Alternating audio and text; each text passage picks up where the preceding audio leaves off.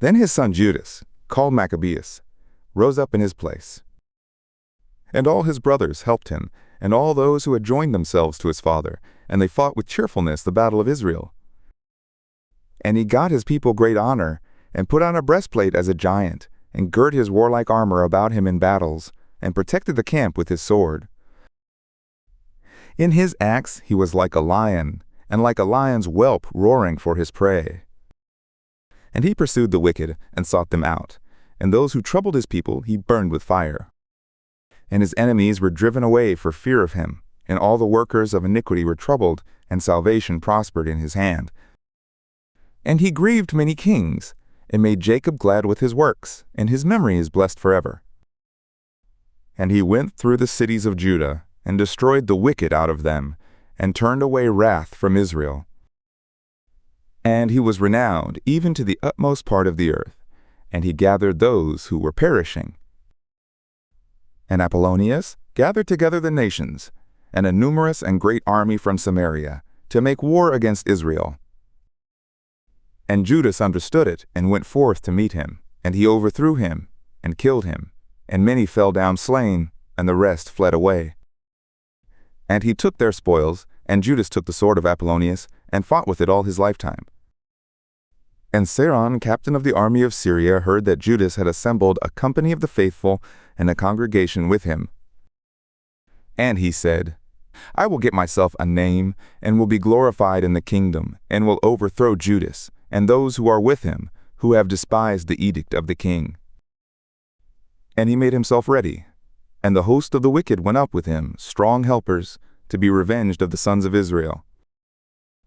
And they approached even as far as Beth-horon. And Judas went forth to meet him with a small company. But when they saw the army coming to meet them, they said to Judas, How shall we, being few, be able to fight against so great a multitude and so strong, and we are ready to faint with fasting today? And Judas said, It is an easy matter for many to be shut up in the hands of a few, and there is no difference in the sight of the God of heaven to deliver with a great multitude or with a small company. For the success of war is not in the multitude of the army, but strength comes from heaven. They come against us with an insolent multitude, and with pride, to destroy us, and our wives, and our children, and to take our spoils. But we will fight for our souls and our laws, and the Lord himself will overthrow them before our face. But as for you, don't fear them. And as soon as he had made an end of speaking, he rushed suddenly on them, and Saron and his host were overthrown before him. And he pursued him by the descent of Beth-horon even to the plain, and there fell of them 800 men, and the rest fled into the land of the Philistines. And the fear of Judas and of his brothers, and the dread of them fell on all the nations round about them. And his fame came to the king, and all nations told of the battles of Judas. Now when King Antiochus heard these words, he was angry in his mind, and he sent and gathered the forces of all his kingdom, an exceedingly strong army. And he opened his treasury, and gave out pay to the army for a year, and he commanded them that they should be ready for all things. And he perceived that the silver of his treasures failed, and that the tributes of the country were small because of the dissension, and the evil that he had brought on the land, that he might take away the laws of old times. And he feared that he should not have as formerly enough for charges and gifts, which he had given before with a liberal hand, for he had abounded more than the kings who had been before him. And he was greatly perplexed in his soul, and purposed to go into Persia, and to take tributes of the countries, and to gather much silver. And he left Lysias, a nobleman of the royal seed, to oversee the affairs of the kingdom, from the river Euphrates even to the river of Egypt, and to bring up his son Antiochus, until he came again.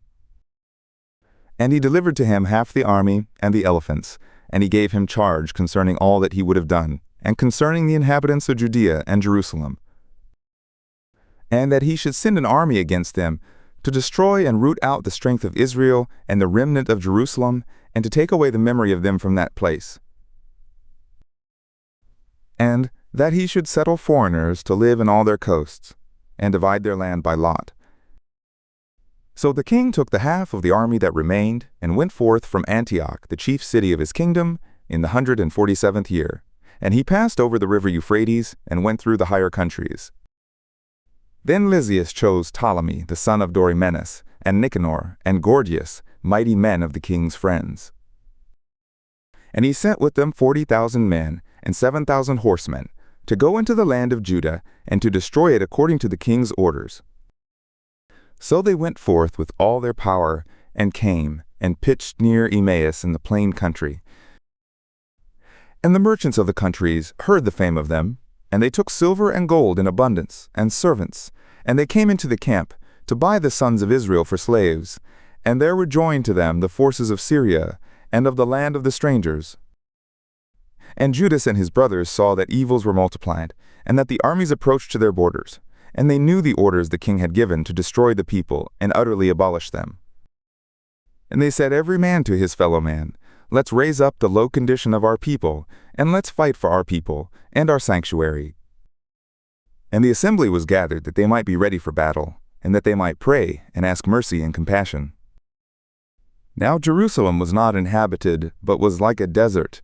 There was none of her children who went in or out, and the sanctuary was trodden down.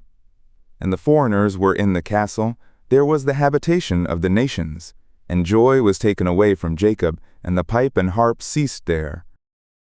And they assembled together, and came to Maspha opposite Jerusalem, for in Maspha was a place of prayer heretofore in Israel. And they fasted that day, and put on sackcloth, and put ashes on their heads, and they rent their garments. And they laid open the books of the law, in which the nations searched for the likenesses of their idols. And they brought the priestly ornaments, and the firstfruits and tithes, and stirred up the Nazarites who had fulfilled their days. And they cried with a loud voice toward heaven, saying, "What shall we do with these, and where shall we carry them? For your holies are trodden down, and are profaned, and your priests are in mourning, and are brought low. And look, the nations have come together against us to destroy us. You know what they intend against us. How shall we be able to stand before their face, unless you, O God, help us?"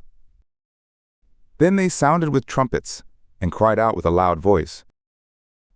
And after this, Judas appointed captains over the people, over thousands, and over hundreds, and over fifties, and over tens. And he said to those who were building houses, or had betrothed wives, or were planting vineyards, or were fearful, that they should return every man to his house, according to the law. So they removed the camp, and pitched on the south side of Emmaus. And Judas said, "Gird yourselves, and be sons of valor, and be ready against the morning, that you may fight with these nations that are assembled against us to destroy us and our sanctuary. For it is better for us to die in battle, than to see the evils of our nation and of the holies. Nevertheless, as it shall be the will of God in heaven, so be it done."